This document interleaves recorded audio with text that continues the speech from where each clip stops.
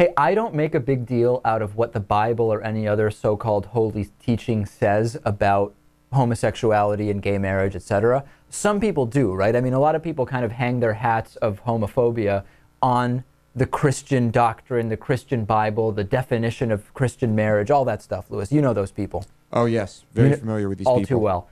It turns out that if you want to go down that path, it may not really even be a good idea, because there was a time when same-sex marriage was actually a Christian rite. There's a Kiev art museum which contains a strange icon from St. Catherine's Monastery on Mount Sinai in Israel, and it shows two robed Christian saints, and between them there's a traditional Roman pronobus, a best man, overseeing what appears to be a wedding. We have that image up on the screen, Louis. Are you seeing it? I see it. You see it. The eye issue has been resolved, and you are able to check this out. Let's hope so. Do you have any reason to think that this is anything other than two men getting married? This picture could be a lot of things. Okay.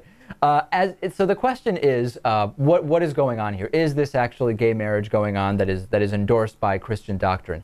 The icon seems to suggest, according to some, that Christ himself is actually sanctifying this gay marriage. And a lot of people will be shocked by this idea, particularly people that say, hey, they have personally no problem with gay marriage or anything else. It's just what the Bible says, Louis. You know that excuse. I do.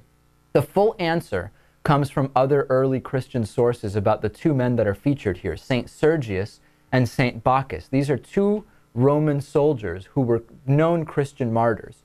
Now, Severus, the Patriarch of Antioch, explained that we should not separate in speech they, Sergius and Bacchus, who were joined in life. Two men joined in life in what appears to be a wedding. That doesn't make sense. That doesn't sound Christian-like, does it?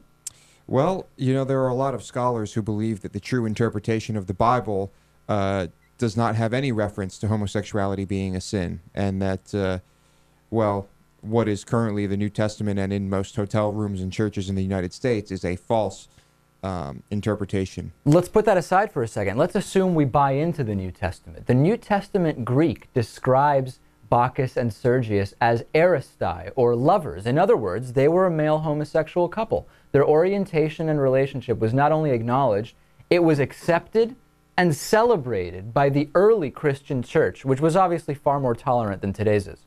Oh, definitely. Professor John Boswell, the late chairman of Yale University's history department, discovered that in addition to heterosexual marriage ceremonies in ancient Christian church liturgical documents, there were also ceremonies called the Office of Same-Sex Union in the 10th and 11th century, and the Order for Uniting Two Men in the 11th and 12th centuries.